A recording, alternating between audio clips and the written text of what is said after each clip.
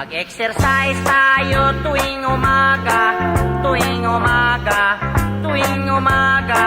Mag-exercise tayo tuwing umaga upang ang katawan natin ay sumigla.